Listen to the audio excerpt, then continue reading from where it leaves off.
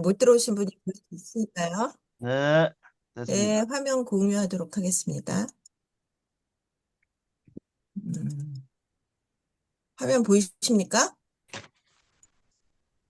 네, 네, 네, 반갑습니다. 네. 스피릿 오브 파이어, 때야르드 샤르댕의 생애와 비전에 대한 이야기 두 번째 오늘 시작하도록 하겠습니다. 2026년 왜 11월 6일이 왜 됐는데 11월 6일이야? 여기 1월 25일 네, 맞네. 저녁 8시 지난 시간에 샤르댕 연보 말씀드리면서 샤르댕 신부님께서 1881년 5월 1일 프랑스의 오베르뉴 지방 클레르 몽페랑 근처 오르시느 마을 사르세나 가문 영지에서 가톨릭 가정의 11남매 중 넷째로 마리 조제프 피에르 테이아르드 샤르댕이 출생하십니다. 이게 이제 제가 작성한 연보인데요. 요 다음에 1892년부터 1897년까지의 그 일대기가 또 나오잖아요. 아직 여기를 못 들어갔어요. 오늘도 이 여기선에서 계속 이야기가 됩니다. 그만큼 어린 시절의 이야기가 굉장히 중요하다는 얘기예요.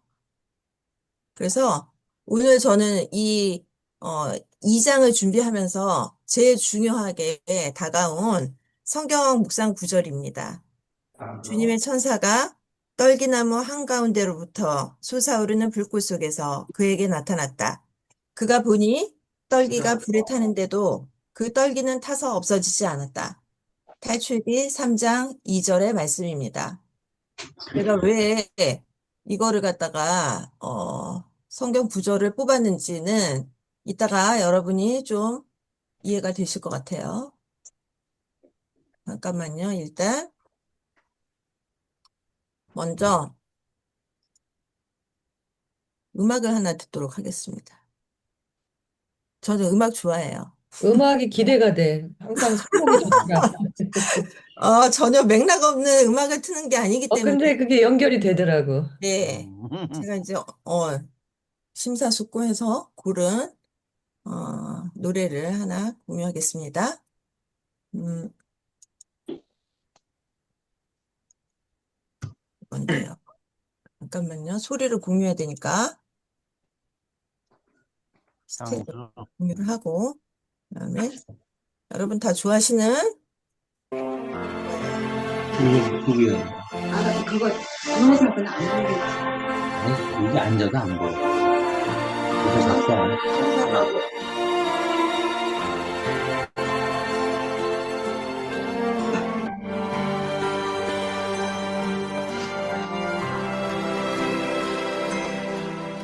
넓은 벌동 쪽 끝으로 옛 이야기 지르는 실개천이 휘돌아 나가고 얼룩배기 황소가 해설피 금빛 게으른 울음을 우는 곳 그곳이 차마 꿈엔 들리칠 리야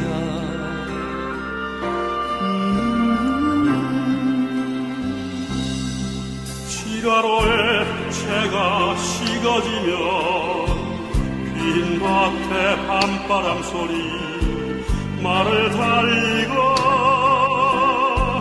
얇은 졸음에 겨운 늙으신 아버지가 지평에를 돌아 거이시는 곳 그것이 차마 꿈엔 들리치리라 흙에서 자란 내 마음 파란 하늘빛이 그리워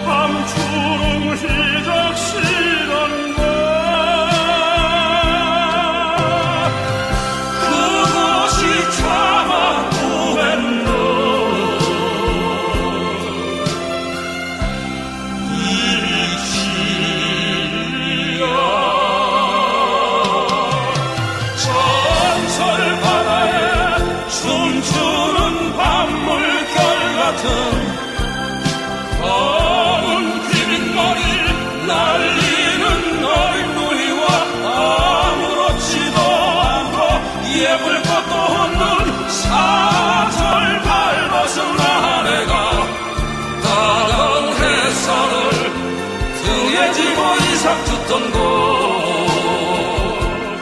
그것이 차마 꿈엔 들리지요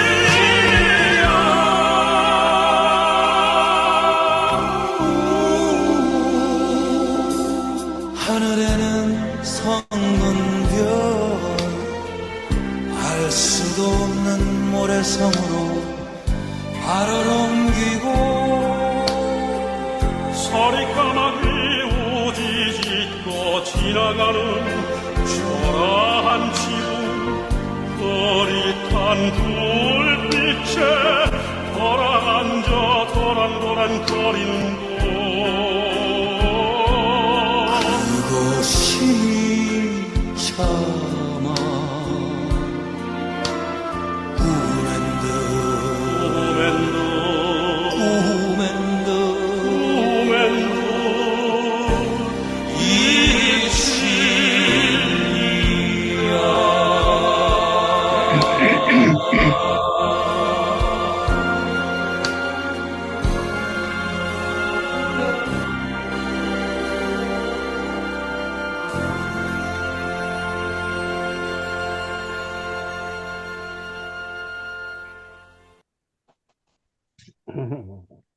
너무 좋죠? 예, 아주 멋집니다. 네. 언제 들어도 좋습니다. 잠깐만요. 또 화면을 공유해야 되거든요. 잠깐만요.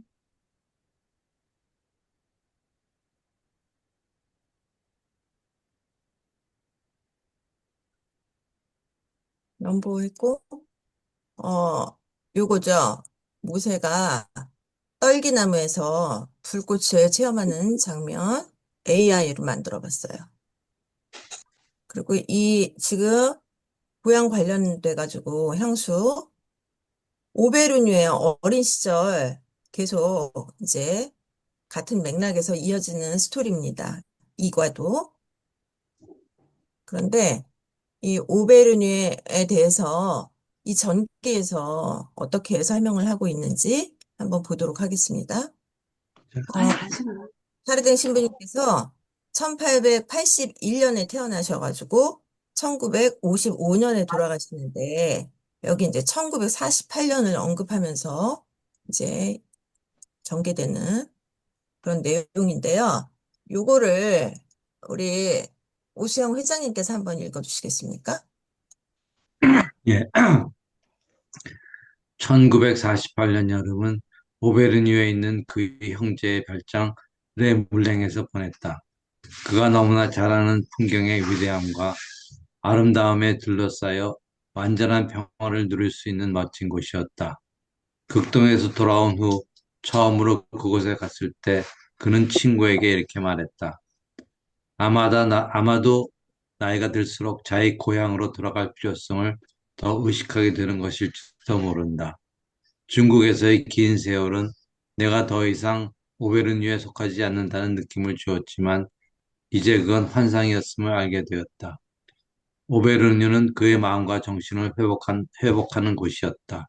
늘 그랬듯이 이냐시오 영신순례에 따라 8 내지 10일을 보내며 그것에서 연례피정을 할 수 있었다. 이는 그에게 자신을 돌아볼 시간을 주었다. 네. 오베르뉴가 그 샤르테한테 이런 곳이었어요. 우리 각자에게도 이런 오베르뉴는 어디였는지 한번 생각해보는 기회가 됐으면 좋겠다는 생각이 들어서 제가 이거를 땄어요. 제가 이제 번역을 하다가 마침 이 대목이 있더라고요. 그래서 적어봤습니다. 그런데 이제 여기 렘플랭이라고 되어 있잖아요. 48년이면 내가 2살 때인데. 여기 레물랭이라고 되어 있는데 형제의 별장이라고 되어 있잖아요. 근데 이 형제 막내가 요셉이거든요. 그 요셉의 별장이더라고요. 참고로 알아두시고. 그 다음에 이게 2장에서 언급되는 내용이에요. 오베르뉴에 대해서. 이 부분은 우리 어떤 분이 해주실까요? 신성국 신부님이 읽어주시겠습니까? 네. 오베르뉴의 아름다운 언덕들은 그에게 영원한 고향으로 남았다. 그는 그 후 수년간 휴식을 취하고 영적인 에너지를 재충전하기 위해 정기적으로 이곳으로 돌아오곤 했다. 바로 이곳에서 그는 처음으로 물질에 의해, 아니 더 정확히 말하면 물질의 심장에서 빛나는 어떤 것에 의해 끌리기 시작했다고 나중에 그의 영적 자서전 물질의 심장에서 표현했다. 네. 샤르탱 신부님의 그 영적인 그런, 성장이라고 할까? 그 여정이 아주 잘 표현된 영적인 자서전이 물질의 심장이거든요. 근데 이 물질의 심장이 무엇인지에 대해서 샤르탱 신부님이 직접 체험한 계기가 되는 곳이 바로 오베르뉴였다는 거예요. 그런데, 오베르뉴에서 어떤 식으로 물질의 심장을 체험했을까 궁금하시죠? 그래서 제가 이제 이거를 또 만들어 봤습니다. 제가 번역한 거를 집어넣었더니, 소스를 집어넣었더니 AI가 아주 훌륭하게 만들어 줬는데, 제가 이제 이거를 한번 공유를 하도록 하겠습니다. 들리시나 보세요. 잠깐만.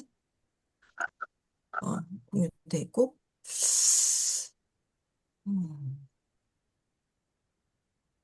안녕하세요. 들리세요? 오늘 저희가 예. 함께 들여다볼 자료들은요, 한 남자의 머릿속에서 벌어진 아주 기묘하고도 위대한 여정에 대한 기록입니다. 네, 피에르 떼야야르드 샬댕이라는 인물이죠. 맞습니다. 사실 이분의 사상은 굉장히 거대하고 복잡하잖아요. 그렇죠. 그런데 그 모든 생각의 출발점이 아주 평범한, 어쩌면 좀 기이하기까지 한 어린 시절의 집착에서 시작됐다는 겁니다. 바로 그 지점이 오늘 이야기 핵심입니다. 이건 단순한 위인전 탐구가 아니에요. 네. 한 인간의 내면이 어떻게 외부 세계, 예를 들면 돌멩이나 쇠붙이 같은 아주 구체적인 사물과 상호작용하면서 자신만의 거대한 철학을 만들어 나가는지 그걸 따라가 보는 거죠. 일종의 심리 추적극 같네요. 맞습니다. 보내주신 자료들을 보면 그의 개인적인 글들이 많아서 그 감정의 연결고리를 생생하게 엿볼 수 있거든요. 정말 흥미롭네요. 자료를 보니까 이 모든 생각의 출발점이 된 아주 어릴 적의 충격적인 경험이 있던데요. 머리카락 이야기였죠. 네, 모든 것의 시작점이라고 할 수 있는 아주 강렬한 기억입니다. 대여섯 살 때 어머니가 그의 금발 머리카락 몇 가닥을 잘라서 장난삼아 불에 던져 놓으셨대요. 네. 그런데 그게 순식간에 확 타오르더니 그냥 한 줌 제로변에 사라져 버린 거죠. 와. 어린 떼이아르는 그 순간을 평생 잊지 못하고 나중에 이렇게 회고합니다. 끔찍한 슬픔이 저를 덮쳤습니다. 제가 소멸할 존재임을 깨달았기 때문입니다. 세상에 대여섯 살 아이가 자기 머리카락 타는 걸 보고 소멸이라는 개념을 깨달았다는 거잖아요. 그렇죠.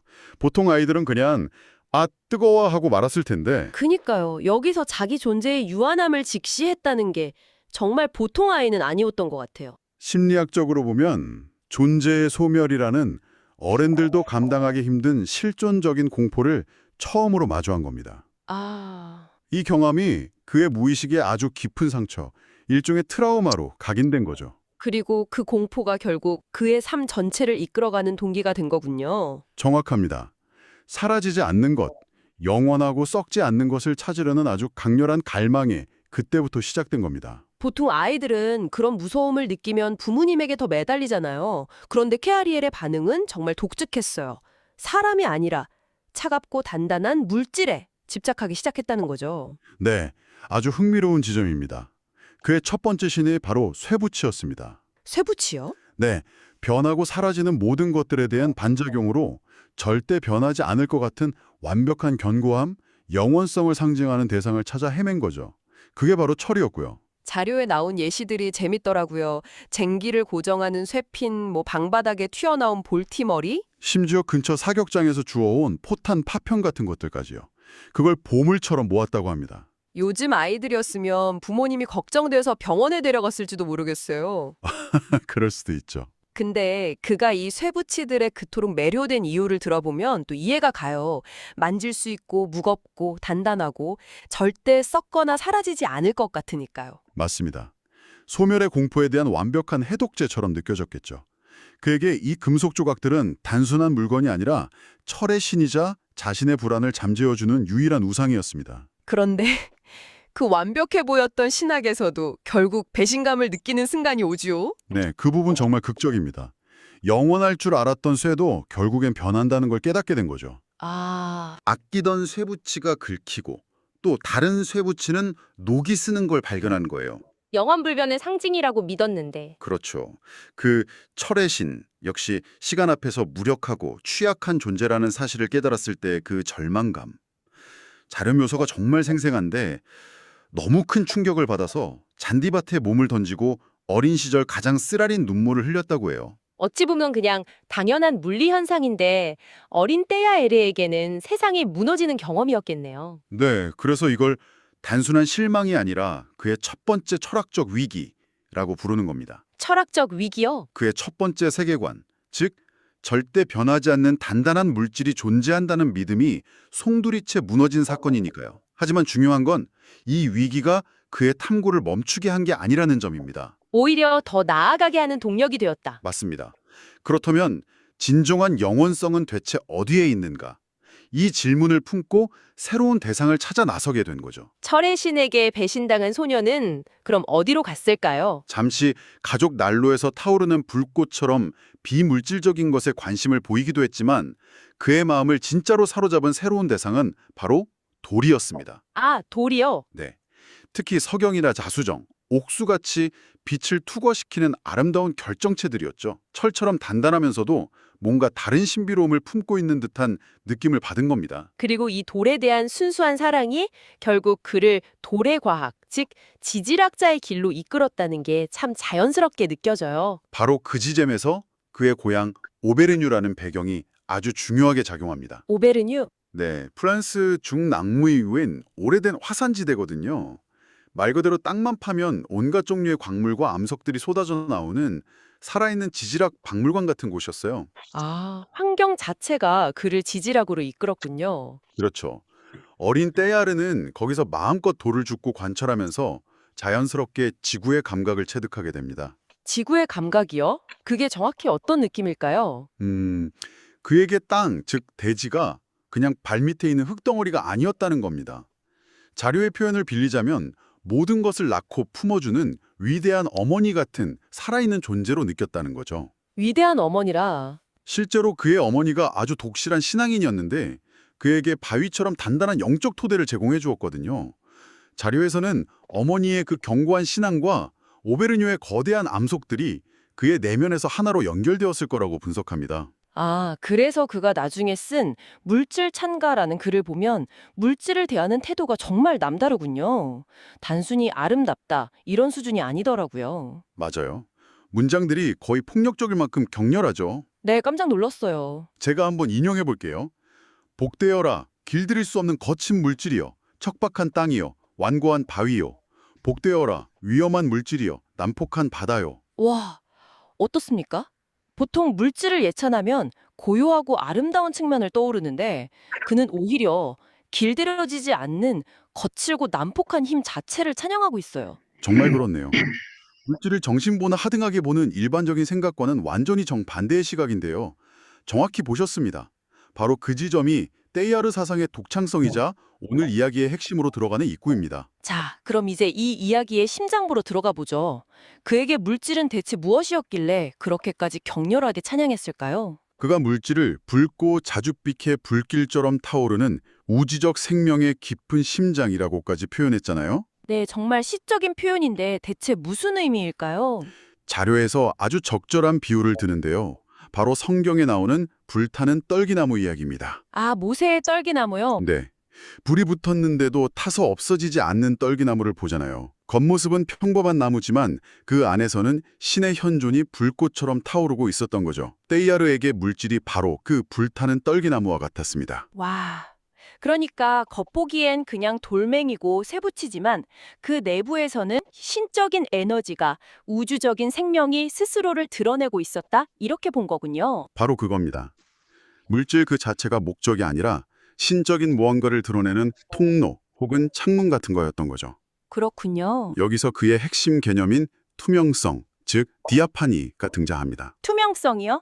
말이 조금 어려운데요? 쉽게 말해서 물질이 점점 투명해져서 그 너머에 있는 궁극적인 실제, 즉 신성이 비쳐 보인다는 사상입니다. 물질이 발산하는 빛이 결국에는 영의 황금빛으로 변모하고 통합된다는 거죠. 잠깐만요. 그럼 그에게 돌멩이는 그냥 예쁜 수집품이 아니라 그 안에 깃든 신의 빛, 영의 황금빛을 보기 위한 창문 같은 거였다는 거네요? 완벽한 이해입니다. 이건 영혼은 선하고 물질은 악하거나 저급하다는 식의 서구 철학의 오랜 이원론적 세계관을 완전히 뒤집는 정말 혁명적인 발상이었어요. 와, 그에게 물질은 영과 대립하는 감옥이 아니라 오히려 하나님이 세계 안에서 자신을 드러내는 살아있는 진료이자 모든 진화, 생명, 의식의 출발점이었던 겁니다. 세상에. 어린 시절 쇠붙이 하나에 집착하던 소년의 생각이 이렇게 거대한 우주적 비전으로 확장되는군요. 네, 소멸에 대한 공포를 극복하기 위해 영원한 물질을 찾다가 결국 물질 그 자체의 심장부에서 신성을 발견한 셈이죠. 하지만 이 깨달음이 하루아침에 온 건 아니었겠죠. 물론입니다. 그 자신도 이런 말을 남겼죠. 철 한 조각에서 오메가 포인트까지는 정말 먼 길이다. 오메가 포인트? 네, 그의 사상에서 모든 진화가 수렴되는 궁극적인 지점을 의미하는데요. 이 한 문장 안에 그의 평생에 걸친 지적, 영적 여정의 치열함이 모두 담겨 있습니다. 그리고 이 모든 위대한 사상의 뿌리가 결국 다시 그의 고향 오베르뉴로 돌아간다는 점이 이야기를 완결시키는 느낌을 줘요. 맞습니다. 그는 평생 동안 지치거나 영적인 재충전이 필요할 때마다 그 고향으로 돌아갔다고 하더라고요. 영적인 자궁 같은 곳이었군요. 그렇죠. 심지어 그의 사상적 자서전이라고 할 수 있는 물질의 심장을 지필한 것도 오베르뉴 산맥이 한눈에 들어오는 그의 형해성이었다는 사실은 정말 상징적입니다. 그의 사상이 결코 땅과 분리된 추상적인 관념이 아니었다는 걸 명확히 보여주네요. 네, 어린 시절 오베르뉴의 돌멩이를 만지며 느꼈던 그 생생한 지구의 감각에서 출발해서 평생에 걸쳐 다듬어진 살아있는 철학이었던 겁니다. 오늘 이야기를 한번 정리해 보겠습니다. 정말 긴 여정이었네요. 한 줌 머리카락이 재가 되는 걸 보고 시작된 소멸의 공포가 영원해 보이는 쇠붙이에 대한 집착으로 이어졌고요. 네, 하지만 그 믿음이 녹쓰는 것을 보며 첫 번째 철학적 위기를 겪었죠. 그리고 마침내 고향의 돌멩이 속에서 새로운 길을 찾기 시작했습니다. 그렇습니다. 결국 그 평범한 돌멩이 안에서 우주를 관통하는 신성한 빛을 발견했고 물질 자체가 신을 드러내는 통로라는 광의의 진료라는 거대한 비전으로 완성되었네요. 네, 아주 정리가 잘 됐네요. 마지막으로 청취자 여러분께 생각할 거리를 하나 던져드리고 싶습니다. 네. 이 모든 여정의 끝에서 떼야르는 아주 중요한 깨달음을 얻고 이런 글을 남깁니다. 내가 그토록 꿈꾸었던 견고함이란 사물 자체의 본질에서 나오는 것이 아니라 오히려 모든 것들이 하나의 목표를 향해 모여드는 역동적인 수렴 과정에서 비롯되는 것임을 점차 깨닫게 되었다. 이 구절 정말 의미심장하네요. 단단한 무언가를 소유하는 게 아니라 어딘가로 계속 나아가는 그 과정 자체가 진짜 안정감을 준다는 거군요. 바로 그겁니다.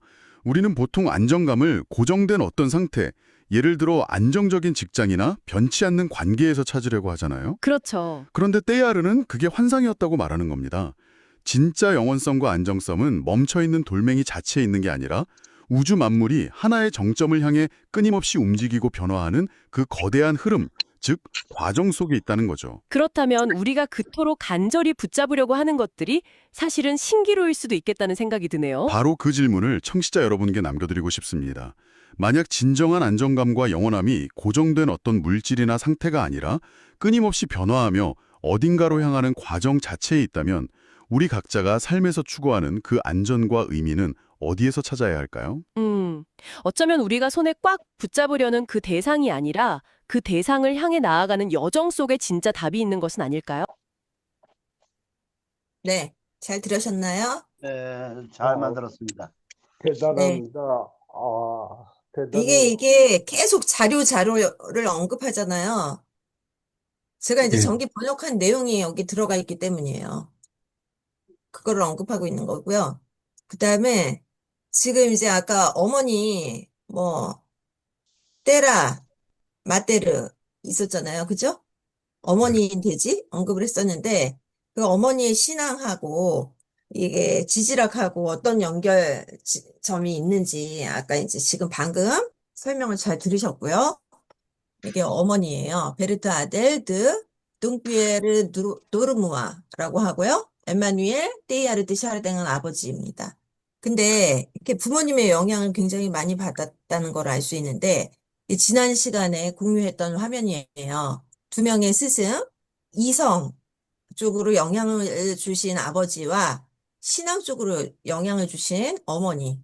그의 내면 세계는 이 두 기둥 위에 세워졌다고 해도 과언이 아닙니다. 아버지는 아이들의 독서를 지도하고 직접, 그리고 라틴어 수업을 감독했다고 해요. 그리고 경험적이고 과학적인 세계관을 상징한다고 하겠습니다. 떼이아르한테요. 그 다음에 어머니는 뭐 교리문답 교육부터 시작해가지고 경건한 신앙과 영적인 세계에 굉장히 큰 영향을 미친 분이십니다. 그런데 이제 여기 보시면요. 제가 정리를 했어요. 저번 시간에 이제 자세한 언급을 안 했죠. 아버지에 대해서, 어머니에 대해서. 여기 그 아버지에 대한 설명이 적혀 있는데요. 이 부분을 힐다 자매님께서 좀 읽어주시기 바랍니다. 네. 지주 국립고문서학교 출신 역사학자, 아마추어 자연사학자, 지역학회 활동, 아버지로부터의 질서, 기록, 관찰, 과학적 태도, 자연을 바라보는 경건한 시선을 배웁니다. 곤충, 새, 식물자연 표본 수집하면서 조약돌과 바위 같은 자연에 대한 사랑 시작. 훗날 그가 말한 정확한 과학에 대한 취향은 아버지의 유산으로 물려받은 것. 그의 아버지가 1932년 2월 11일에 돌아가셨다는 소식을 들었기 때문이다. 가족과의 소중한 연결고리가 하나 더 끊어졌다는 사실에 깊은 슬픔에 잠긴 그의 예수의 기술학교로 떠나기 전 집에서 아버지가 그의 공부를 지도해 주셨던 어린 시절을 떠올렸다. 그는 아버지께 엄청나게 많은 것들을 빚지고 있었다. 분명히 마음속에 품고 있던 어떤 야망들도 있었겠지만 그보다도 다른 모든 것의 토대가 된 근본적인 균형을 빚지고 있었다. 아버지가 그에게 자연사에 대한 첫 번째 취향, 과학에 대한 소명의 진정한 싹, 그리고 평생의 업적의 토대를 심어주시지 않았던가? 이것이 그의 아버지의 진정한 유산이었다. 네, 여기 이렇게 진하게 쓰여진 부분이 자서전에 나오는 설명이에요. 뒷부분에 아버지 돌아가시는 장면에서 나옵니다. 이게 아버지에 대한 정리고요. 근데 이제 어머니는 어떤 영향을 주셨나. 우리 이만실 형제님 혹시 읽어주실 수 있나요? 예, 네. 어머니 베르트 아데르 동피에르 도르모와 볼테르 가게 어머니로부터는 성인과 신비가 예수 성심에 대한 신앙을 물려받았습니다. 어머니의 영향으로 나는 아기 예수님께 봉헌되었다. 물질의 심장. 데이아르는 어머니를 성스러운 엄마라 불렀다. 그녀의 신앙은 감상적이지 않고 조용하지만 흔들림 없는 것이었다. 그가 태어난 오베르누는 그의 일생의 작품에 영감을 준 창조적 모태였다. 그곳에서 그는 지구의 감각을 배웠다. 그를 아기의 요람처럼 품어준 대지, 위대한 어머니인 대지는 그의 어머니가 보여준 단순하고 흔들림 없는 사랑과 신앙처럼 그를 둘러싸고 키워주었다. 그의 어머니가 강한 그리스도교 신앙의 깊은 영적 가치를 평생 지켜온 충실함은 그에게 바위와도 같아서 남은 생애 동안 견고한 토대와 강한 일관성을 부여했다. 마치 그를 둘러싼 거대한 자연 암석들이 그에게 물질의 매력을 영원히 상징했던 것처럼 말이다. 네. 좀 이해가 되시죠? 여기 이제 물질의 심장, 요거, 이 물질의 심장에서 따온 거고요. 요거는. 그 다음에 이제 여기까지 이제 얘기를 하고요. 이게 불어로 얘기하면 물질의 심장이 르퀘르 들라 마티에르예요. 테이아르의 물질과는 어떤 것이었을까? 우리가 이제 나눔을 한번 해봤으면 좋겠다, 이런 생각이 들어요. 잠깐만요. 신성구 신부님이 한번 진행을 해주시죠. 제가 진행하니까 저는 의견을 안 내도 되겠네요. 아니에요. 우리 그 태양광 연구에 전념하시는 우리 오수영 회장님, 테아르 샤르댕의 그 물질관, 오늘 이렇게 그분의 생애 안에서 그분이 물질을 어떻게 바라봤는지, 물질에 대한 이해가 무엇인지 한번 좀 간단히 말씀해 주세요. 조금 저도 생각도 정리를 하고 좀 나중에 얘기를 아직 정리. 정리가 아직 안 됐어. 그렇습니까? 혹시 되신 그래서 분 계세요? 저기 뭐지? 예, 물질의 심장. 예, 여기 계신 분들 다 읽어보셨나요? 물질의 심장. 저는 물질의 읽어봐요. 심장. 예. 그러니까 오세훈 교수님 말씀을, 아니, 물질의 심장을 이해한다, 아니야, 읽어봤다 하더라도, 거기서 이야기하는 물질의 심장이라는 게 뭘까, 지금 이제 설명을 들었으니까 감이 오는데, 사실 테이아르의 물질관이 굉장히 중요하더라고요. 보통 이제, 물질 참가? 물질에 대해서 그렇게 참가까지 바치는 경우는 좀 드물고, 그죠? 그리고 참가를 쓰더라도 너무 진짜 아까 폭력적인 언어 구사, 어, 그런 걸 동원해가지고 물질 참가를 쓴다는 게 저는 참, 편하지 않더라고요. 그게 내용 자체가 겁나고. 근데 예. 우리나라는 그 조선시대부터 물질을 등한시, 기술 이런 것을 등한시 했거든요. 그게 네. 가톨릭이 딱 들어왔을 때 딱 들어맞은 게요. 응? 물질과 정신하고 전혀 다른 세계로 우리 조선의 선비들하고 가톨릭 그 기본 정신 그 당시에 하고 아주 딱 마주치고 있어갖고 근데 원래 프랑스는 사르탱뿐만 아니라 그 나라 사람들의 기본적으로는 우리처럼 물질을 정신과 전혀 별개로 생각하는 민족들이 아니에요. 그 프랑스에서 그 유물론자들이 그 나온 거요. 꽁트나 뭐 이런 여러 사람들이 전부 다 프랑스 사람들이에요. 그 물질에 대해서 굉장히 우리하고 전혀 달라요. 저는 그래서 이 사르탱이 어렸을 때 물질에 대한 깊은 관심을 알아듣는데 한감 넘어서 알아들었어. 한감 넘어 알아들었어.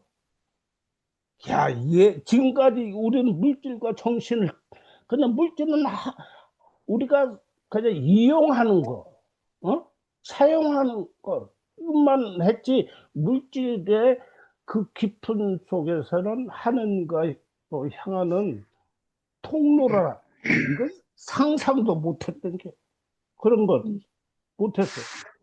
그래서 내가 한갑 지나서 사르탱이 어렸을 때 물질에 대한 그걸 알아들었다니까요. 글쎄 한갑 넘어서 그래서부터 그때부터 사르탱을 그냥 급속하게 말을 더 알아듣기 시작한 게요. 이 물질의 심장을 난 수십 번 읽었어요. 그런데 도저히 무슨 말인지 알 수가 없었어. 왜? 이 조선시대부터 우리는 물질과 이 정신을 나누는 이 조선시대의 그 사상, 거기다가 가톨릭 그게 어렸을 때부터 배어 있어가지고 제 경험은 그렇습니다. 그런데 그래서 팀장님은 어떠세요? 물질에 대해서? 물질에 대해서 저희 특히 어, 그 문과생들은 한 번도 생각해 본 적이 없죠. 특히 없지.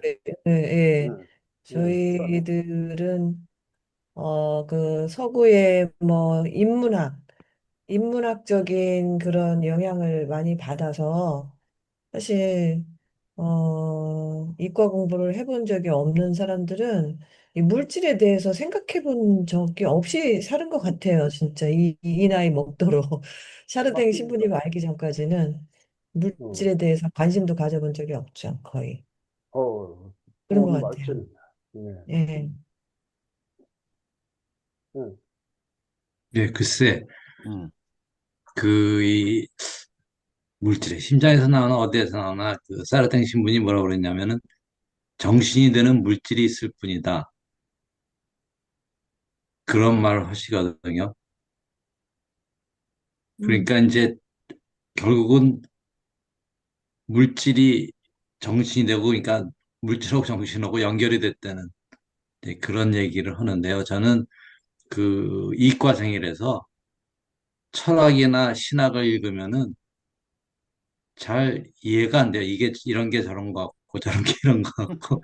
근데 사르탱 신부님을 좋아하는 이유는 이분은 구체적인 거에서부터 얘기를 하고 이분의 철학의 배경이 되는 게 쭉 지나온 사실적인 얘기 아니에요. 그렇죠?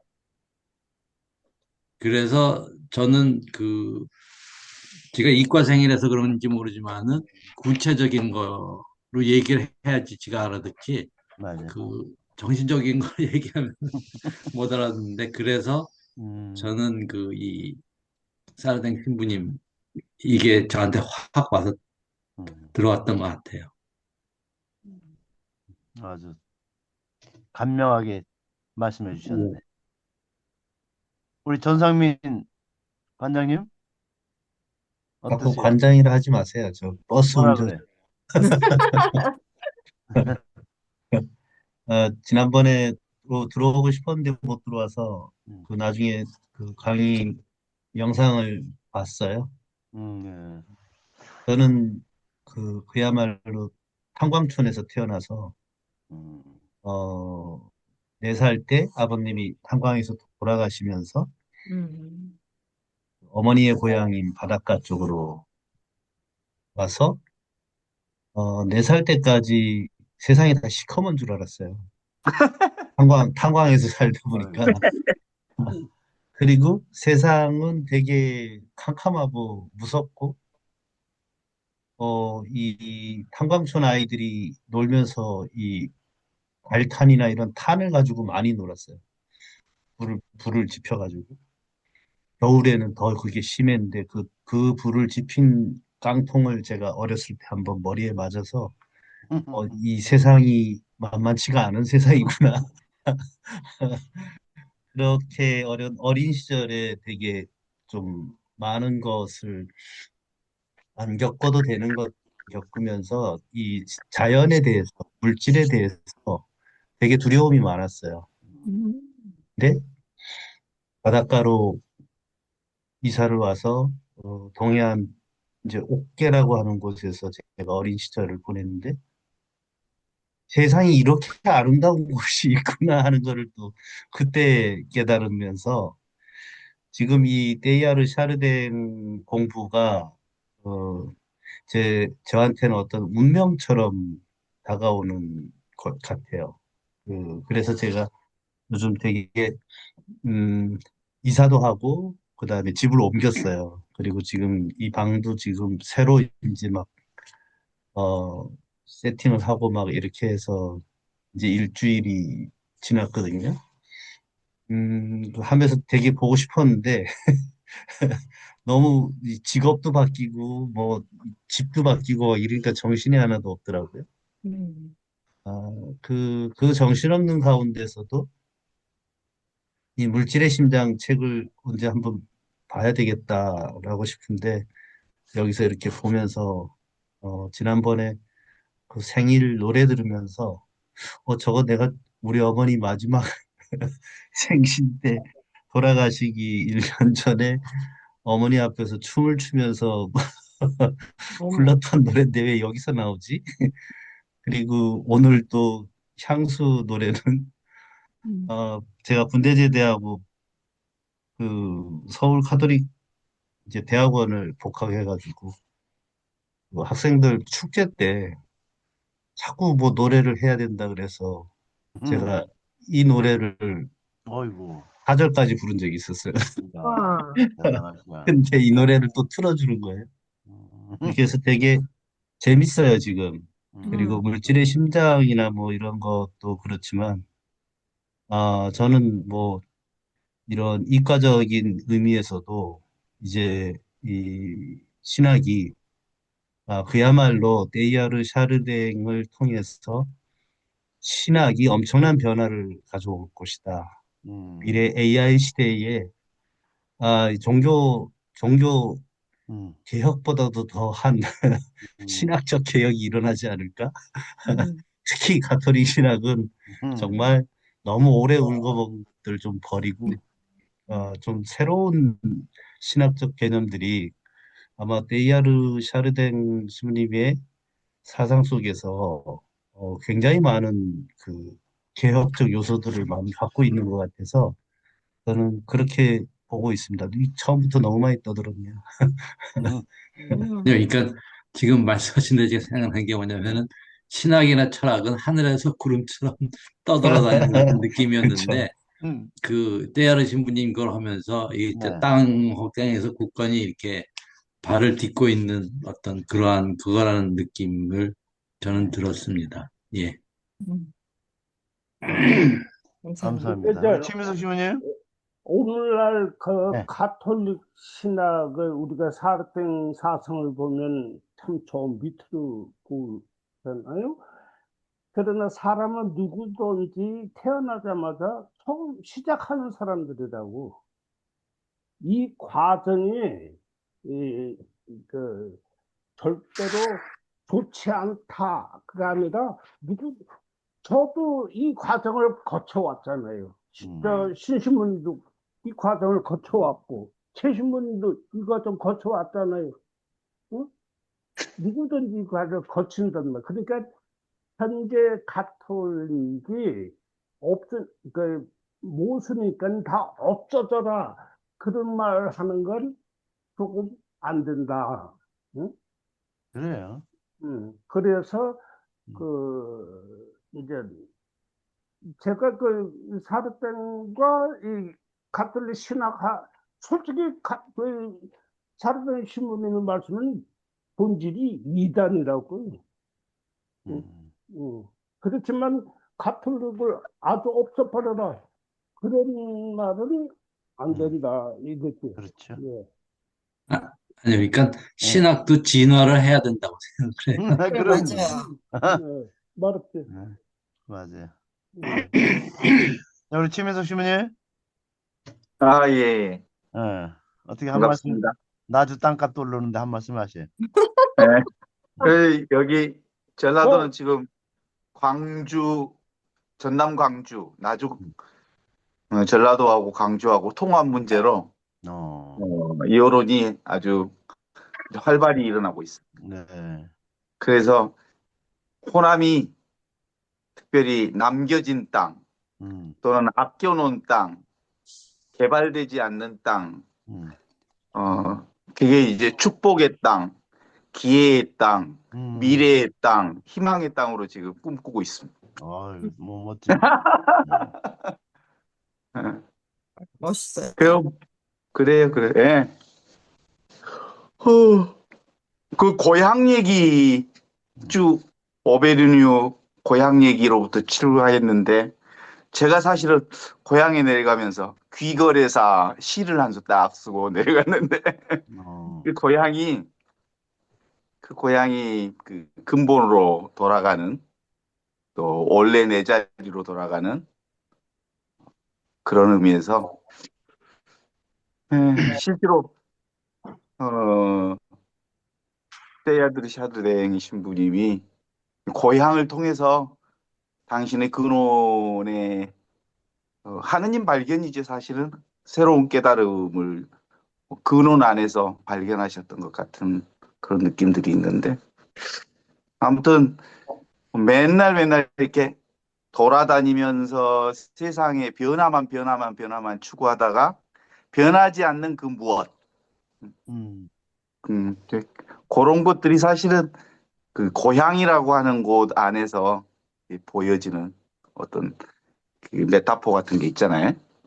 그래서 실제로 그런 점에서 창세기 3장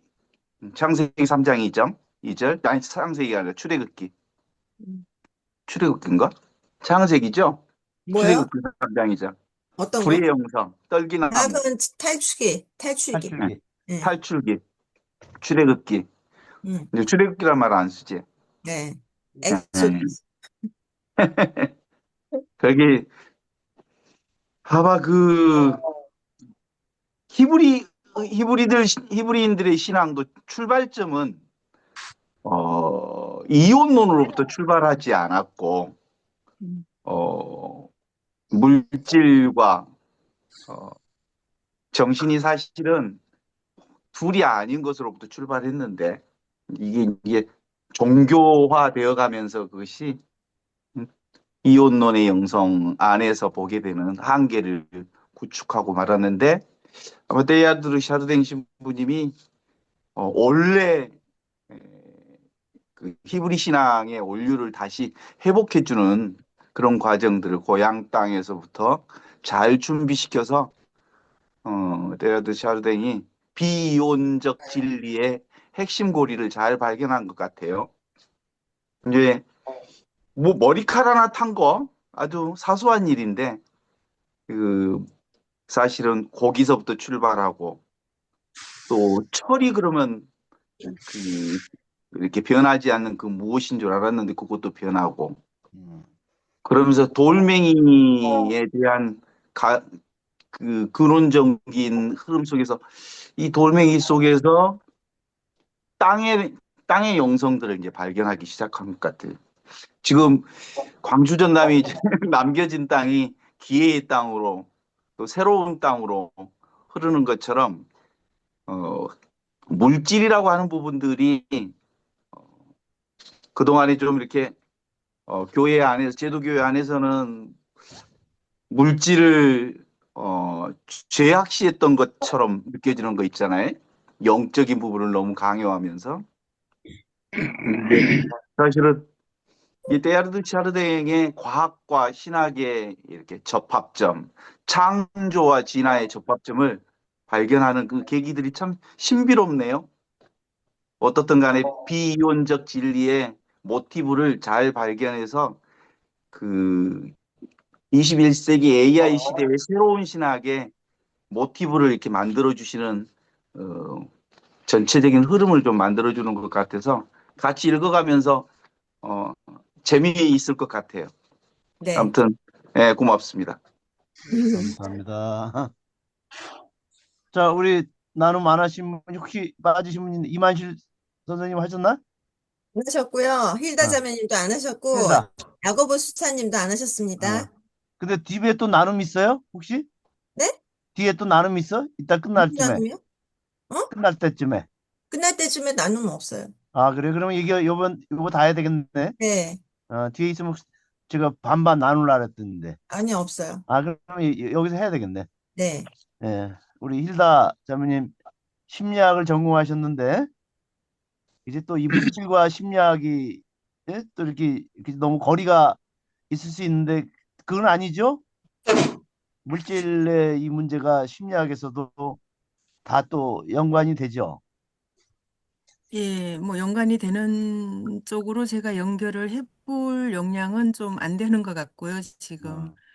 그냥 이제 사료된 사상을 공부할 때 이제 제가 그동안 했던 공부랑 연결이 되는 부분에서는 이제 좀 아주 신나게 잘 찾아 들어갔었거든요. 뭐 융이라든지 기존의 뭐 호킨서 박사나 일단 창조 형성 이런 측면에 많이 연결되고 이럴 때는 애니어그램이라든지 제가 공부하던 거랑 잘 연결이 돼서 좀 조금 더 수월하게 다가왔는데 물질 부분에서는 좀 더 많이 공부를 해야 되겠다는 생각이 들었고요. 그래서 이제 책을 열심히 찾았는데 그 지난번에 분도 출판사 안내해 주신 데는 다 모든 책 절판된 것도 없다고 하더라고요. 물질의 그래서 심장도 결국 없대요? 예, 없어요. 이렇게 지난번에 정 선생님이 소개해 주신 그 모든 책들이 없었어요. 그래서 지금 시중에 나와 있는, 구할 수 있는 거는 구했는데 그러니까 정말 중요한 게 없는 것 같아서 그냥 중요한 책 중에 인간 현상 정도는 구할 수 있었는데 그거 외에는 구할 수가 없어서 특히 이제 그 또 부분이 주교들이 무슨 또 저기를 한 것 같아. 어? 한 것 같아. 어, 이병호 주교님 번역한 거, 뭐, 전부 다 계속 내가 이 근도 출판사에 쌓여 있었거든요. 근데 저기, 그 책을 구하시려면 새 책은 구하기 힘들지만 알라딘 중고 서점 거기 좀 알아보시면 혹시 있을 수도 있어요. 아니, 한번 소장님이 네. 책가르트 자매한테 빌려주라고, 있는 책을. 저희 지금 지금 이제 연구해야 돼요. 아니 절판이 된 상황이면 복사해도 아니요, 허용이 스캔해 될까요? 갖고 저는 네. 스캔해서 제가 자연 안에서 인간의 위치를 갖고 있고 몇 개는 스캔을 해놨어요. 그래서 필요하면 보내드릴 수 있어요. 그러니까는 그건 되겠다. 그럼 너무 그러고 다음에 뭐 감사합니다. 하면은 하여튼 그러니까 절판이 됐기 때문에 스캔해서 네네. 네. 그 쉐어링을 해도 될 거예요. 그러면 그러니까 네. 감사합니다. 그러면 너무 예, 많이 간절하게 여기저기 찾아봤는데 없고 뭐 도서관 이런 일반 도서관에는 없는 것 같고요. 그래서 혹시 이런 서적만 다루는 어떤 대여를 하거나 뭐 이런 데는 없나 뭐 그런 것도 좀 여쭤보고 싶었어요. 아니 그러니까 제가 물질의 심장을 아마 스캔을 해서 그 네네. 쉐어링을 할게요. 감사합니다. 감사합니다. 예. 네, 아주 서로 공부하겠습니다. 도움이 되네요. 네. 네, 알라딘에도 품절이네요. 네, 예. 그래서 그리고 추천해 주신 말씀하세요. 책을 한 권도 못 구했고요. 어, 그래서 이제 제가 뭐 물질 관을 얘기할 수 있는 그런 상황은 아니지만 아마도 그 샬댕 신부님이 굉장히 집중력이라든지 이제 좀 궁금한 부분은 보통 이제 제가 전공 분야에 관심 있는 분야에 공부를 했을 때는 이런 어떤 아주 훌륭하신 분들은 어렸을 때부터 뭔가 좀 두각을 드러내는 부분들이 좀 있었는데 그 구체적인 내용은 안 나와서 뭐 어떤 분들은 뭐 한 세살이나 두세 살 정도 때 아주 특별한 어떤 경험들을 하신다든지 뭐 그렇게 해서 이게 물질을 바라보는 관점도 보통 사람하고는 좀 다르고 뭐 이런 면들이 좀 확인이 되거든요. 근데 차려등 신부님은 어떠셨을까? 그런 생각을 하면서 좀 강의를 들었고요. 우리가 지난번에 그런 나눔에서 이제 많이 나왔던 내용인데 오베르누의 그 성장 배경이 끊임없이 그 물질에 대해서 이렇게 관심을 가질 수 있는 그 환경적인 여건, 그 집중할 수 있는 여러 그 문화적인 가정 배경 뭐 이런 전반적인 부분이 정말 우리가 지금까지 이렇게 연결해서 공부할 수 있는 귀한 기회로까지 연결돼 있다는 게 참 경이롭습니다. 그러니까 여기서는 이제 이런 얘기를 좀 안 하지만 저는 또 다른 형태로 공부한 부분들이 좀 있어서 예, 그거는 이제 여기서 나누는 내용은 아닌 것 같아요. 그래서 그런 면으로도 이제 개인적으로는 좀 연결을 해보면서 흥미로웠습니다. 네, 감사합니다. 잘 들었습니다. 네. 또 우리 이만실. 못하시는요? 네? 야구사님? 야구사님 어디 나가셨구만. 야고보 수사님. 네, 여기 있습니다. 네. 네, 여기 있습니다. 아씀. 예, 저는 이제 이거 오늘 강좌 들으면서 이제 느낀 것이 살백 시부님의 관찰력과 호기심, 그게 좀 아주 어린 시절부터 지속적으로 어떤 분야에 대해서 관심을 가지고 계속 그런 과정을 발전시켜 나가는 것이 좀 대단하다고 보고요. 저는 한 번도 그런 세계에 빠지고 뭘 관심을 갖고 호기심을 갖고 뭐 추적해 본 게 없었던 것 같아요. 그리고 마지막에 영원성, 안전한 것을 찾는 것이 변화 과정, 여정 안에 있다는 것이 굉장히 새롭게 오늘 느껴집니다. 우리가 보통 거기서 다 말했지만은 어떤 안정적으로 고정되어 있는 것을 우리는 안정감을 찾는다고 생각했는데 어떤 변화의 여정 안에서 영혼의 안전성을 갖는다는 것이 새롭게 아주 느꼈습니다. 예, 이상입니다. 아유, 고맙습니다. 우리 야고 부사님, 늘 우리 주변 수사님들 얘기가 늘 우직하고, 그리고 한번 뭔가 추구하면 장을 보시는 그런 분으로 알고 있습니다. 너무 멋집니다. 과정 중요하다죠. 그다음에 우리 또 못하신 분 계시나요? 이만실 선생님이 프란시스코 교황님 옆에서 지금 교황님을 지키는 경호실장이신데 어디 나가셨나? 아니요? 아니요. 저는 어디 아직도 얼떨떨해서 열심히 공부 좀 더 해야 되겠다 생각을 했습니다. 어, 저, 저도 이제 이과 출신이기도 하고, 또 어렸을 때부터 이제 그 어떻게 보면 먹고 살아야 되는데 굉장히 침체돼 있어가지고, 여러 가지 공부하는 데는 음, 굉장히 늦게 시작을 해가지고요. 이제 그런 것에 대한 갈망 이런 거 느꼈었고, 저는 가끔 그런 생각을 했던 게, 네, 정신과 물질 사이에서 어느 게 더 중요할까라는 좀 생각을 좀 해봤었어요. 네. 예, 그러니까 어떤 분들은 제가 어렸을 때부터 성당회를 다녀서 정신이 굉장히 중요하다라는 얘기를 듣고 살았는데 제가 물질을 접한 것은 실질적으로 먹고 사는 문제에 제일 먼저 첨착이 돼 있었기 때문에 물질도 굉장히 중요한데 왜 정신이 중요하다고 얘기하는 거지? 그럼 정신은 그럼 물질은 어디 가는 거야? 이런 생각을 굉장히 많이 했었어요. 그러면서 최근에 들었던 생각 중에 하나가 물질 속에 갇혀 있는 정신, 이게 이제 사람이라고 생각한다면 그 물질을 벗어버리고 정신이 튀어나가는 것? 그럼 그게 어떤 세계를 만나야 될까라는 생각을 굉장히 많이 했는데 이제 오늘 이제 때야르 사르탱 신부님 제가 뭐 얘기는 예전부터 많이 들었지만 실질적으로 공부하는 것은 그렇게 해본 일이 별로 없었어요. 근데 최근에 들어서 이제 선생님 강의도 듣고 이렇게 들어가면서 실질적으로 세계의 스토리는 미사인가? 그 책 네.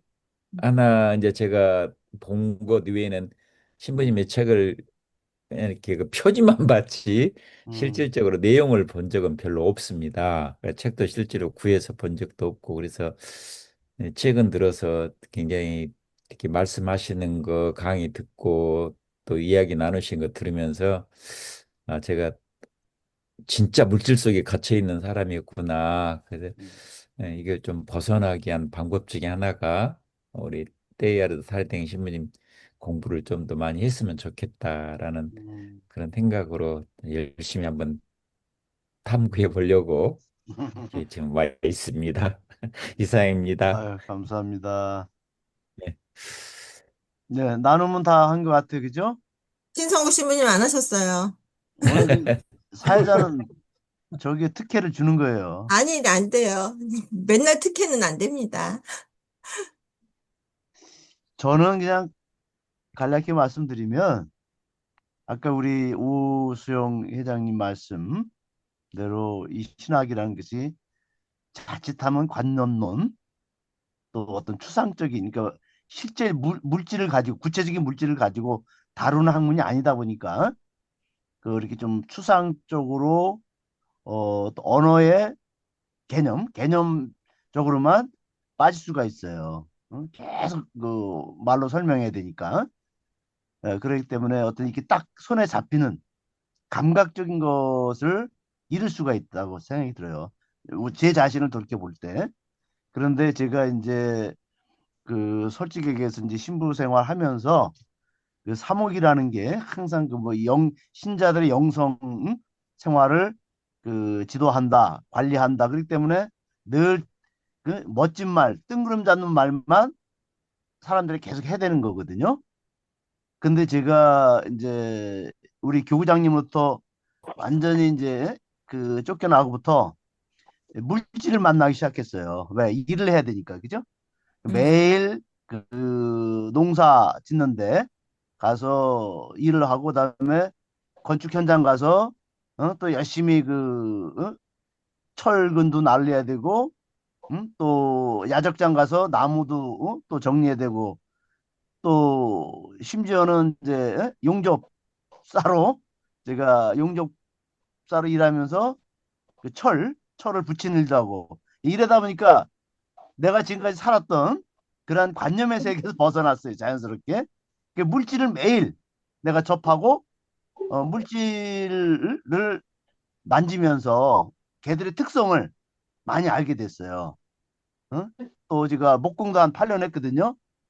이러다 보니까 제가 거기서 저가 그 느끼는 뭐랄까요 삶의 뭐랄까 기쁨 이게 엄청 컸어요. 저는 제가 사제 생활하면서 계속 입으로만 이제 강론하고 훈화하고 사람도 가르쳤던 그 생활보다 실제로 제가 현장에서 일하면서 가졌던 뭐랄까요 그 삶이 더 저에게 와닿았어요. 그래서 기쁨이라는 게 이거구나, 인간이 사는 게 이거구나라는 거를 깨달은 게 성당 안에서가 아니라 솔직히 얘기해서 제 삶의 현장, 제가 생존의 현장에서 제가 느꼈거든요. 그래서 아까 우리 오수영 회장님의 말씀이 너무나 와닿았어요. 뜬구름 잡는 얘기는 이제 그만하자. 솔직히 얘기해서. 그래서 저는 이제 뒤늦게나마 샤르댕을 공부한 이유도 아마도 이 물질을 발견하면서부터 제 삶의 혁명, 변화가 일어났다는 거. 그래서 요즘은 제가 삶이 무척 어떻게 아주 기쁨의 깊이가 다릅니다. 질적으로 달라요, 요새는. 그래서 너무나 주교님이 저를 그지 버렸지만 그러나 하느님이 저를 받아주셨어요. 그래서 요즘 너무 행복하고 그리고 물질에 대한 이해가 생길수록 하느님의 뭐랄까 어떤 신비로움을 더 느껴요. 왜냐하면 물질을 계속 이제 제가 요새 이제 유튜브를 볼 때 핵융합이 뭐냐. 요새 우리나라가 또 그죠 핵융합 발전이 또 상당히 기술이 발전됐다 그래서 그 유튜브 봤더니 그런 걸 자꾸 보게 되는 이유가 뭐냐면 그게 결국 물질의 원리를 이제 연구하면서 우리 인간에게 어떻게 하면 그죠 뭐랄까 좀 더 발전된 인간에게 발전된 삶을 줄 수 있는가 하는 과학자들이 연구하거든요. 그래서 물질이라는 게 물질의 그 신비로움과 거기서 일어나는 반응을 보면서 이게 하느님이 이루시는 그죠 하느님이 이 물질을 어떻게 만드시는 걸 제가 여기서 하느님에 대한 신앙이 더 깊어져요. 신부님들의 강론을 통해서 신앙이 깊어지는 게 아니라 물질의 그 신비로운 원리를 보면서 제가 하느님 신앙을 더 찬양하게 된다는 것을 말씀드리고 싶어요. 이상입니다. 감사합니다. 아주 따봉이네. 최고의 최고. 뭐 제가 경험한 거니까. 이야. 아유 뭐 저기 신성국 신부님 말씀으로 그 모든 것이 다 풀려버렸네. 그러네요. 또 그러면 안 되죠. 서로 다 역할을 하는 건데. 자, 우리 로세 수장님 계속 네. 마무리하시죠. 네. 아, 막 빨리 끝내고 싶으신가 보네. 아니, 아니. 하시는 거 보니까. 아니, 뭐, 계속 하세요. 아, 우리 오수영 회장님께서 정신이 되는 물질이 있을 뿐이다. 이 말씀을 하셨는데, 이 말씀 자체가 품고 있는 것이 바로 이제 샤르댕 신부님이 말씀하신 그런 정향 진화에 대한 거, 그러니까 맨 처음에 물질에서 생명, 그리고 정신, 그리고 오메가 포인트로 이어지는 그런 진화의 여정을 품고 있는 그런 의미로 저는 다가왔고요.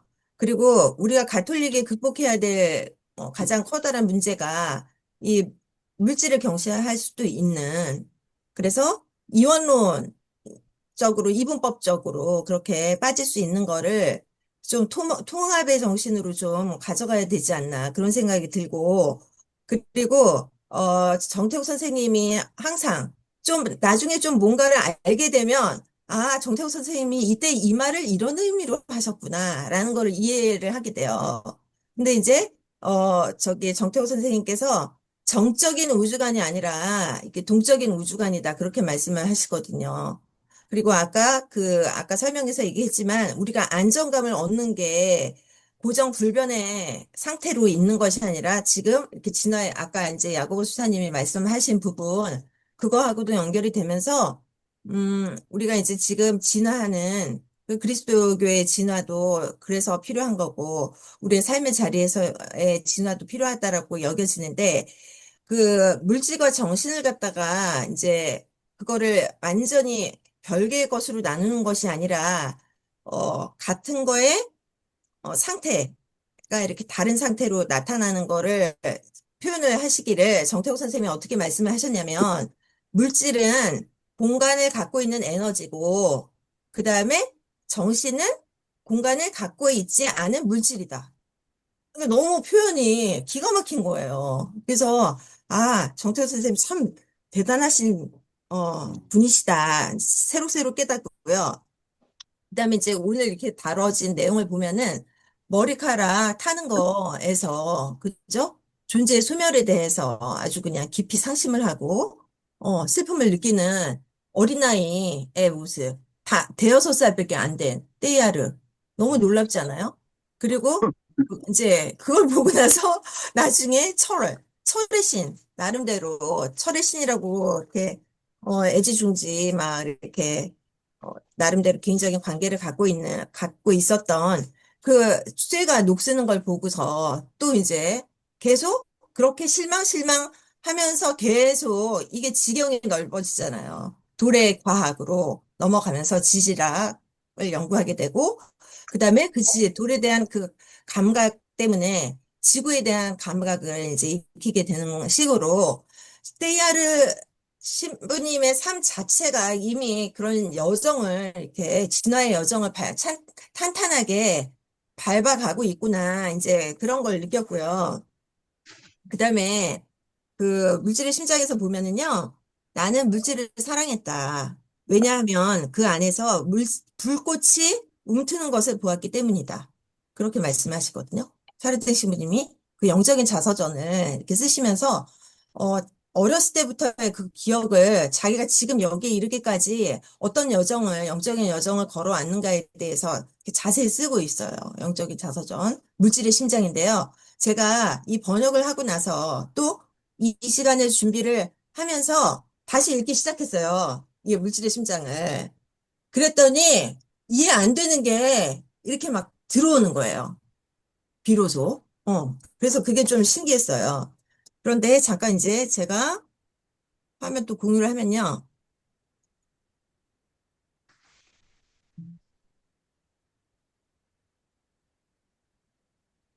잠깐만요. 이게 이건데. 안녕하세요. 이거 나눔했죠? 저는 이거는 최종적으로 하고, 아까 불타는 떨기나무에 그 모세가 체험했던 불꽃하고, 그 다음에 이게 저기 뭐지, 예수 성심이잖아요. 그죠? 사랑의 불로 타오르는 예수님의 심장, 불이죠, 마찬가지로. 그리고 우리 지구의 가장 뜨거운 부분이 여기 내핵이거든요. 예. 예, 요거, 이 뜨거움, 이 심장, 물질의 심장이죠, 말하자면.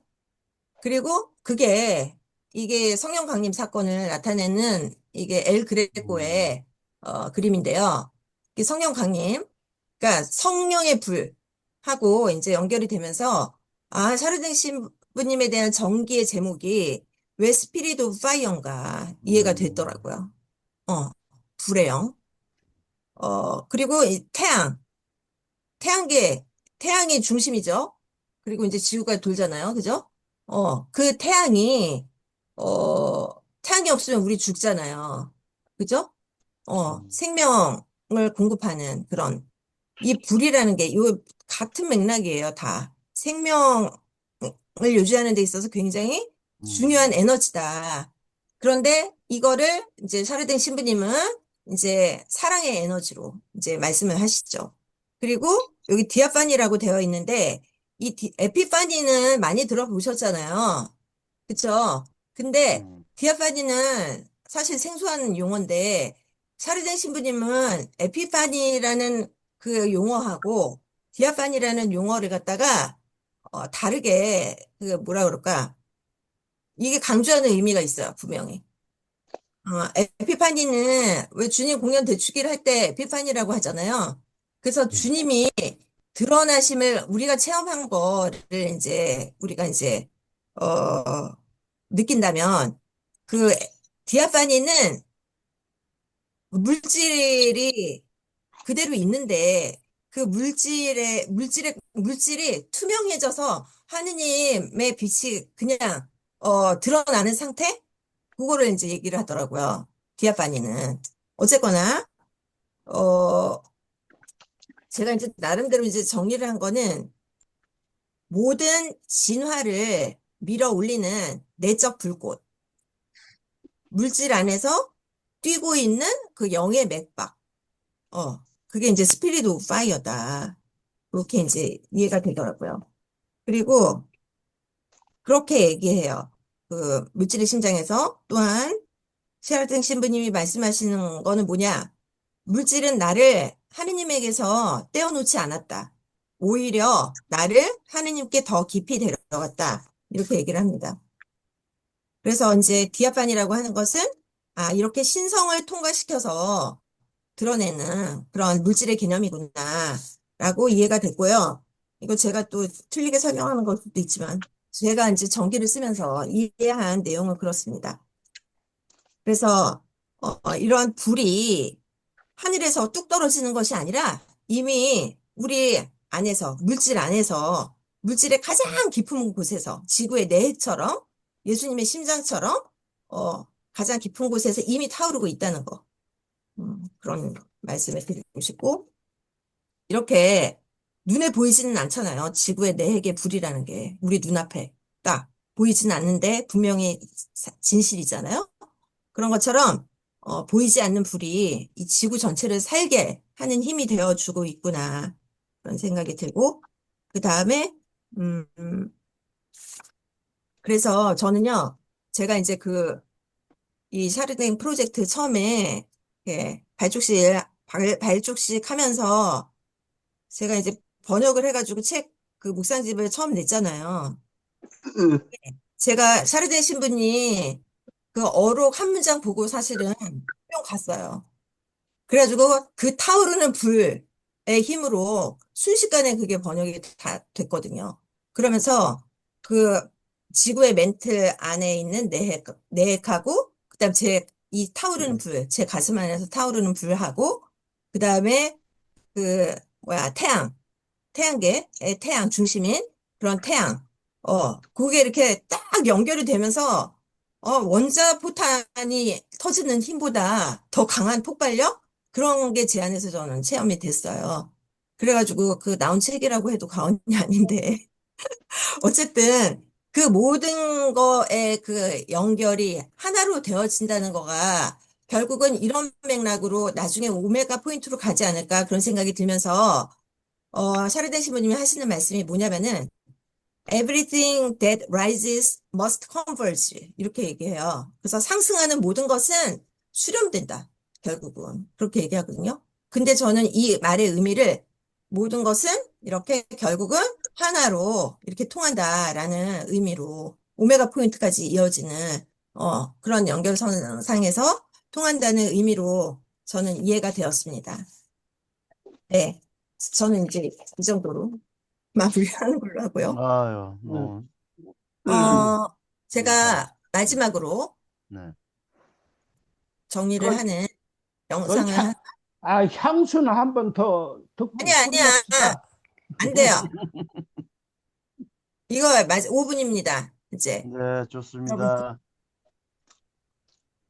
철학자이자 사제였던 피에르 때야르드 샤르댕. 그는 평생에 걸쳐서 단 하나의 질문에 매달렸다고 해도 과언이 아닌데요. 바로 이 물질적인 세계, 즉 물질이 대체 어떤 영적인 의미를 가지고 있는가 하는 거였죠. 자, 오늘은 물질 속에서 신성을 발견해낸 그의 놀라운 지적 여정을 한번 따라가 볼까 합니다. 바로 이 한 문장이 모든 이야기의 시작점이라고 할 수 있습니다. 우리 모두가 살면서 어렴풋이 느끼는 사라짐에 대한 두려움이 한 어린 소년에게는 평생에 걸쳐 영원한 것을 찾아 헤매게 만드는 탐구의 불씨가 되었던 거죠. 참 신기하죠? 이 거대한 철학이 놀랍게도 아주 사소한 정말 어린 시절의 경험 하나에서 시작됐다는 게 말이에요. 그가 6살 무렵 겪었던 한순간의 충격이 바로 그 출발점이었습니다. 한번 상상해 보실래요? 어린 아이가 자기 몸의 일부였던 머리카락이 눈앞에서 그냥 한순간에 재가 되어 사라지는 걸 목격한 거예요. 이 순간의 충격은 그에게 소멸이라는 건 피할 수 없는 현실이라는 걸 아주 깊이 각인시켰습니다. 그리고 동시에 절대 사라지지 않는 무언가를 향한 강렬한 갈망을 심어주었죠. 그래서 어린 피에르는 사라지는 것들에 대한 그 공포 속에서 자기 나름의 해답을 찾기 시작해요. 변하지 않을 것 같은 존재, 아주 단단하고 견고한 철에서 자신만의 신을 발견하게 된 겁니다. 이 목록을 보면 어린아이의 순수한 집착이 그대로 느껴지죠. 그는 이런 금속 조각들을 모아서 보물처럼 여기고 이걸 자신만의 철의 신으로 숭배하기 시작했습니다. 왜냐하면 이건 만질 수 있고 변하지 않고 또 결코 썩지 않을 것 같은 완벽한 존재처럼 보였거든요. 하지만 영원할 것만 같았던 그의 이 믿음에도 곧 위기가 찾아옵니다. 그리고 이 위기는 그의 관점을 완전히 그리고 영원히 바꿔놓는 아주 중요한 계기가 되죠. 그런데 그가 절대적이라고 믿었던 바로 그 철이 긁히고 심지어 녹이 스는 걸 발견한 거예요. 그의 신은 불완전했습니다. 이 실망감과 배신감은 너무나도 커서 훗날 그는 이때 흘린 눈물이 어린 시절 가장 쓰라린 눈물이었다고 회고할 정도였습니다. 하지만 여러분, 이런 절망이 때로는 더 큰 발견으로 이어지기도 하잖아요. 바로 이 첫 번째 절망이 그에게 새로운 문을 열어줍니다. 그는 이제 사람이 만든 금속에서 눈을 돌려서 더 근원적인 단단함을 품고 있는 자연, 바로 돌의 지혜에 귀를 기울이기 시작합니다. 자, 여기서 그의 생각에 아주 중요한 변화가 일어나는 걸 볼 수 있어요. 철은 어땠죠? 인간이 만든 거고 언젠가는 부식되잖아요. 그런데 돌은요, 지구의 일부로서 훨씬 더 근원적이고 더 깊은 차원의 영속성을 가지고 있었던 거죠. 그의 관심이 덧없는 사물에서 영원한 본질로 옮겨가기 시작한 겁니다. 그는 자신의 고향, 오베르뉴의 그 화산 언덕들을 거닐면서 새로운 스승을 만난 거예요. 화산활동으로 생겨난 석영이나 자수정 같은 광물들 말이죠. 그는 땅에서 태어난 이 대상들과 교감하면서 물질의 더 깊은 차원을 느끼기 시작했습니다. 그리고 바로 이 돌과의 교감을 통해서 그의 철학이 드디어 그 핵심에 다다릅니다.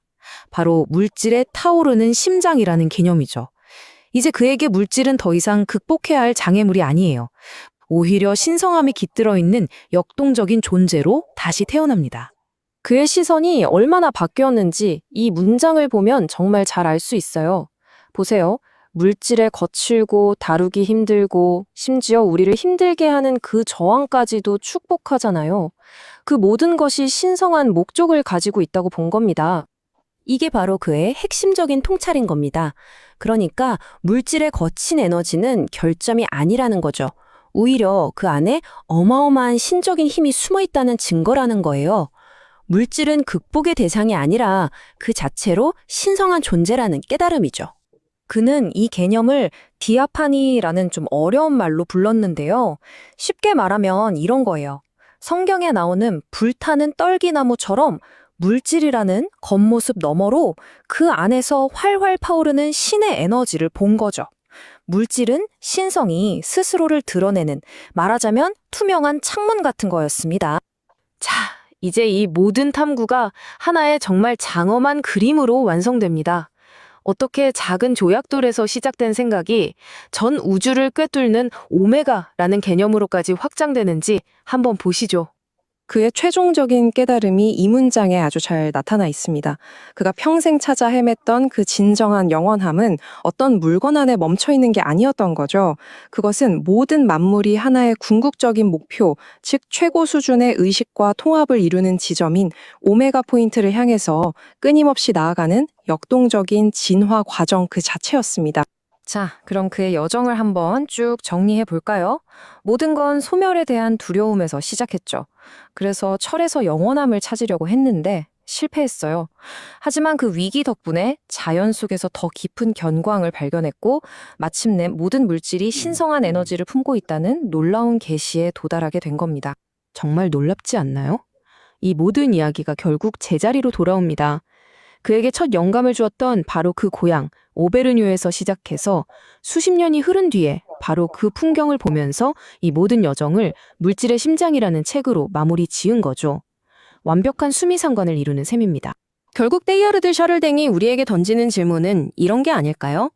어쩌면 우리는 영적인 것을 찾기 위해서 이 현실 세계를 떠나거나 외면할 필요가 없는지도 모릅니다. 오히려 우리가 발 딛고 서 있는 바로 이 땅, 이 물질 세계의 가장 깊은 곳, 그 타오르는 심장을 들여다볼 때 가장 위대한 진리가 숨겨져 있는 것은 아닐까요?